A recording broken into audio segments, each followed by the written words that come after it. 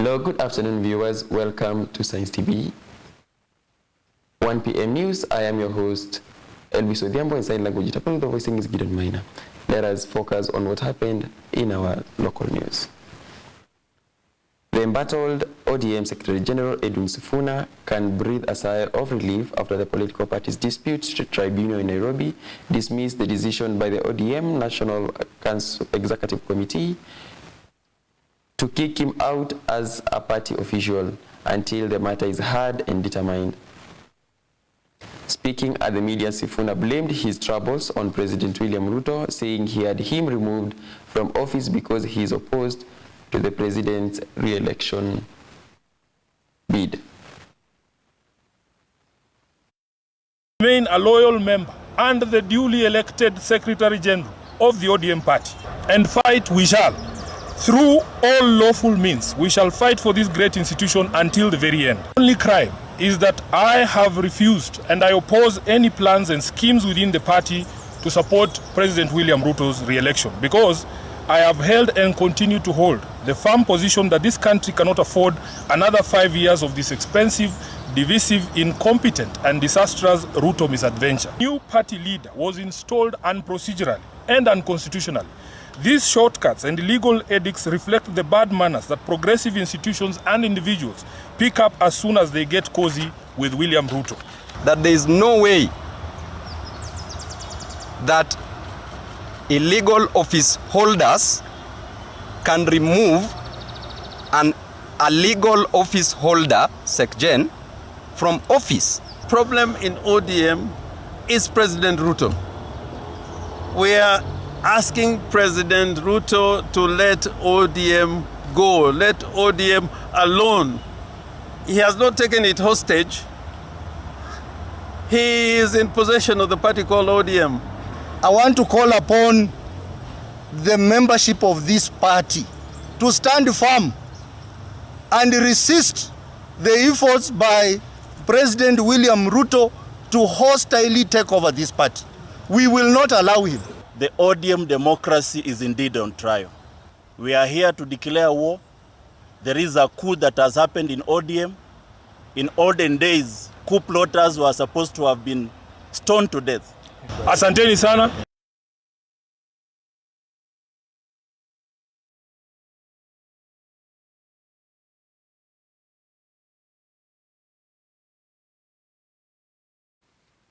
Kenya Water Institute and the Royal Danish Embassy have signed a memorandum of understanding to establish a Danish Water Center of Excellence at the institution.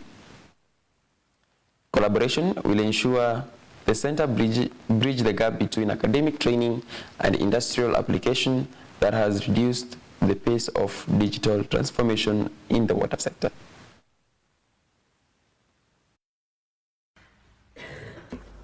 Jobs in Kenya's water sector by ensuring that our youth possess modern and marketable skills. Furthermore, we are working to formalize the labor market through the recognition of prior learning programs and recognition of thousands of technicians who are out there and who need formal certification.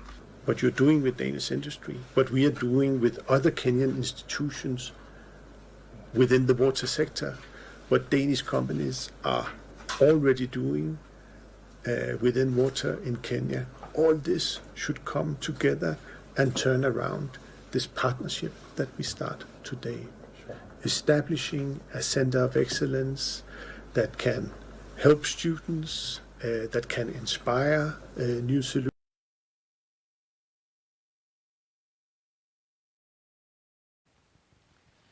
The Senate has vowed to continue holding Governor accountable over the use of public fund, dismissing attempt by the Council of Governors to boycott appearances before its watchdog committee.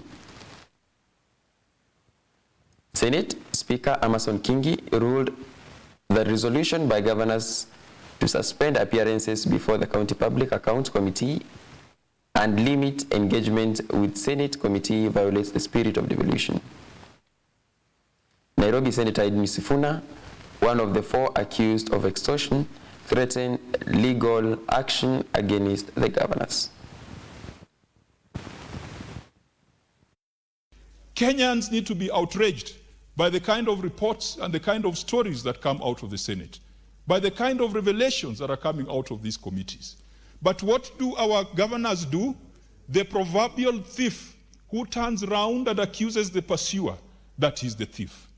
We have had 2 weeks of exposes, Mr. Speaker, not our invention, not fiction, based on audit reports.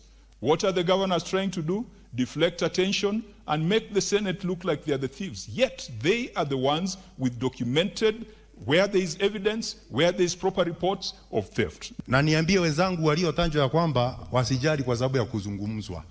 Sifa nzuri inakuanga ni ya marehemu peke yake. Kwa hivyo sisi tutasemwa. Kwa sababu kazi lazima tutaifanya. Mr. Speaker, kuna kazi ambayo tumepewa kuweza kuangalia na sana sana kamati ya uhasibu. Na unajua Murina ogopi nyuki. Kama anaogopa nyuki hakuna venye anaweza pata asali. Na kwa hivyo wakati kamati ya uhasibu inafanya kazi, msiogope kusema, atasema. Na mimi ningekwambia mwenyekiti, mtu akija amekosea, fieka. This is a coordinated war against Edwin Sifuna. You people know me. You have seen me at work. The Kenyan public knows me.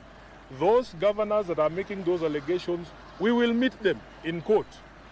In court, because it is very defamatory for you to stand up and say, I have extorted you. If I have ever extorted you,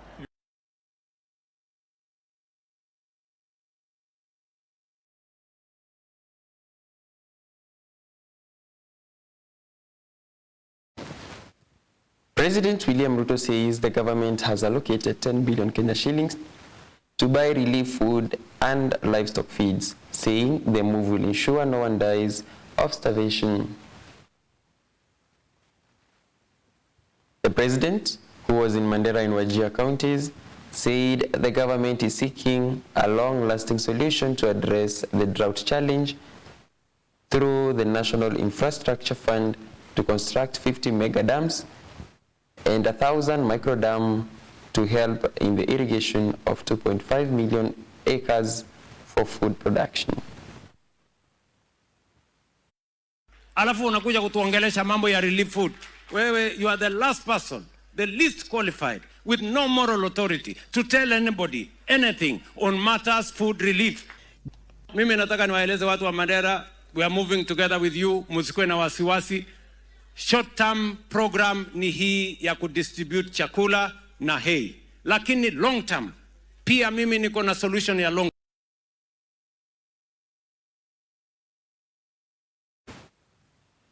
President William Ruto has told off those criticizing his direct involvement in the rollout of the National Youth Opportunity Towards Advancement Capital Program.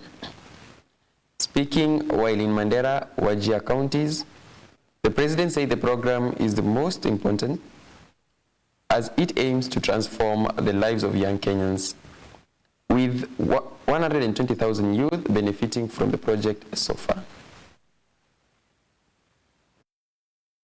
Nasikia viongozi wengine wanajaribu kusema ati rais anapoteza wakati kwenda program ya Nyota.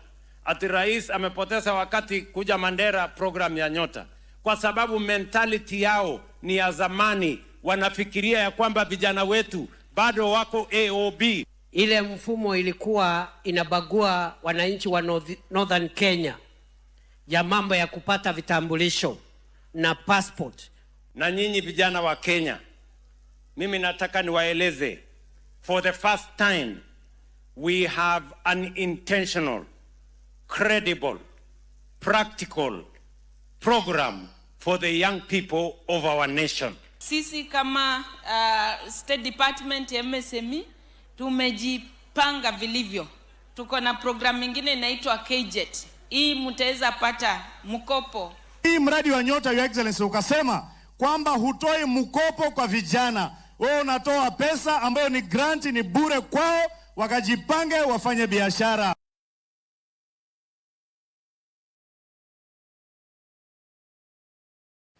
Now, let us shift gear to sports news. The Kenyan under-20 women's football team, Rising Starlets, are optimistic of sealing qualification when when they face Tanzania in the second leg of their FIFA Under-20 Women's World Cup qualifier in Dar es Salaam on Saturday. Starlets won a 1-0 in their first leg.